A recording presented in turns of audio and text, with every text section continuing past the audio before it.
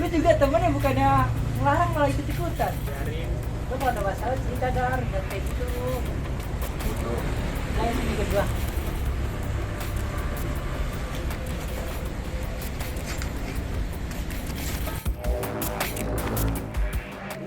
Mahasiswa memasuki masa dewasa yang pada masa tersebut mahasiswa memiliki tanggung jawab terhadap masa perkembangannya, termasuk memiliki tanggung jawab terhadap kehidupannya untuk memasuki masa dewasa.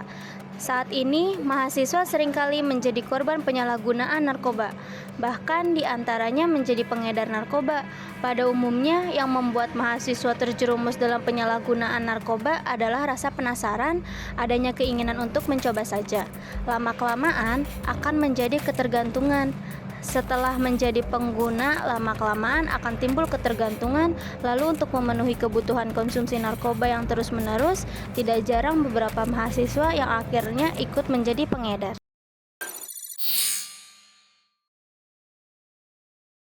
Assalamualaikum Pak. Waalaikumsalam.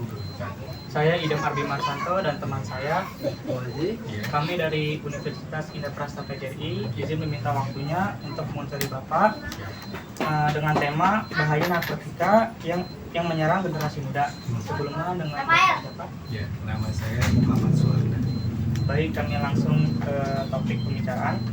Pertanyaan yang pertama, kalau boleh tahu sejak kapan Bapak menggunakan narkotika?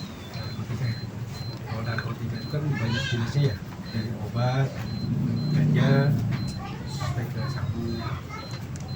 Jadi dari obat dulu, itu saya mulai coba dari masuk SMP, kelas 1 SMP. Terus lanjut ke pertanyaan kedua, bagaimana cara Bapak mendapatkan narkotika tersebut? Kalau cara mendapatnya pada zaman waktu itu sih gampang ya, karena kita kan berteman. Jadi dari teman-teman membawa gitu. Tapi kalau untuk obat sendiri, saya suka beli di kota. Selanjutnya, jenis apa yang pernah Bapak gunakan? Obat atau apa nih? Atau semuanya?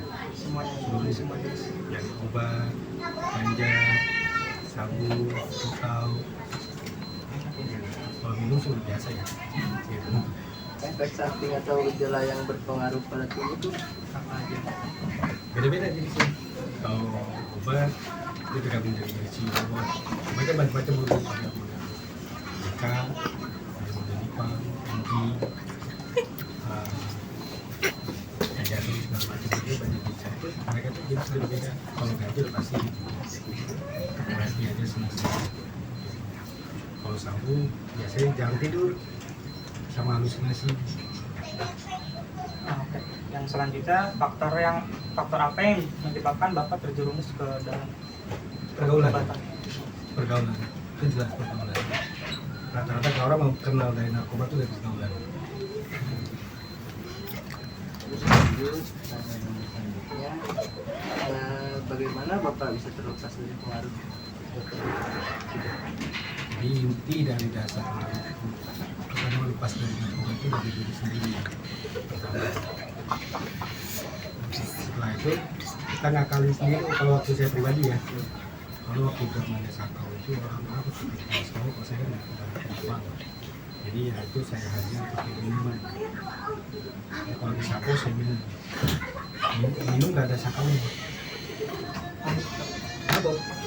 Dan ketika bangun kita untuk mempengaruhi reaksi putau itu.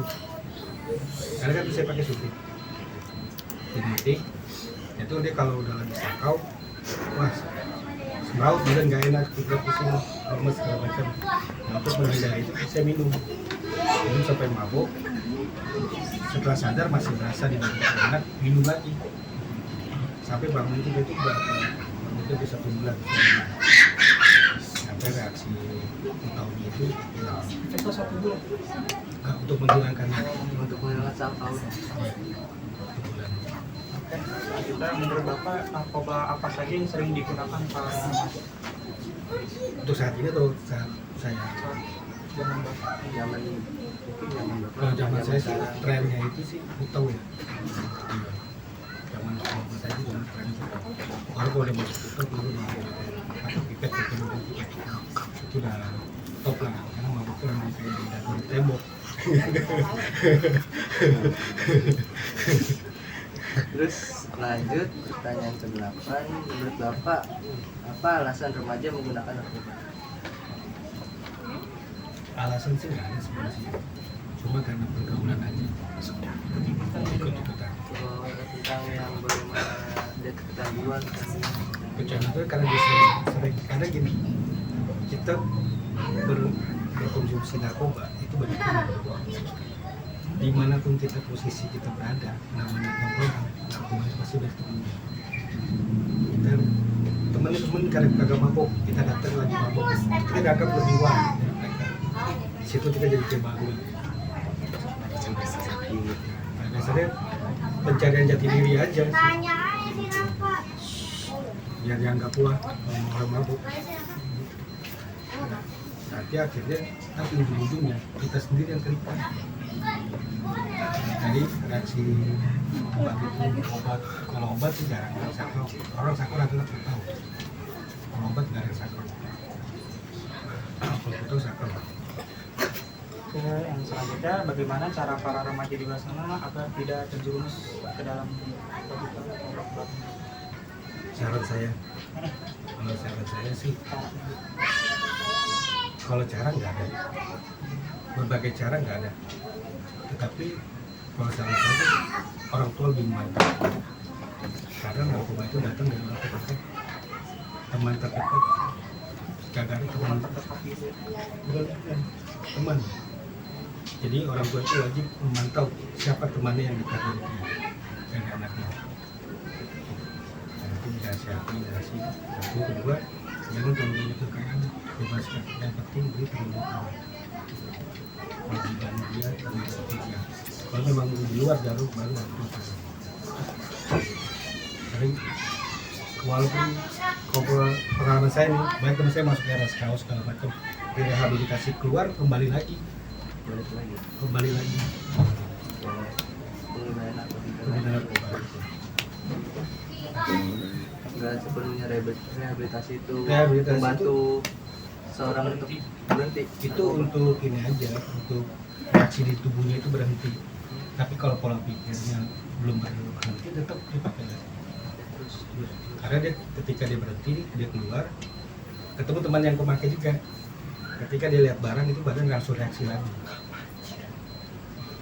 Jadi disakau lama, sugestinya itu susah hilangnya. Jadi kita bisa sembuh nih dari LSKO rehabilitas. Ketika datang ke teman yang memakai, nah teman itu ngeluarin barang itu, nah situ badan reaksi tubuh kita tuh seperti nagih. Rasa ingin pakai lagi. Akhirnya coba lagi. Terakhir nih, pertanyaan terakhir. Pesan Bapak untuk remaja-remaja sekarang yang masih penyalahgunaan narkoba. Kalau anak muda yang masih zaman sekarang pakai narkoba, jangan deh, udah terlambat. Sekarang bukan zaman narkoba, udah telat. Udah telat. Sebaiknya dia berkarya. Kalau masih pakai narkoba, udah telat waktunya. Bukan saatnya lagi.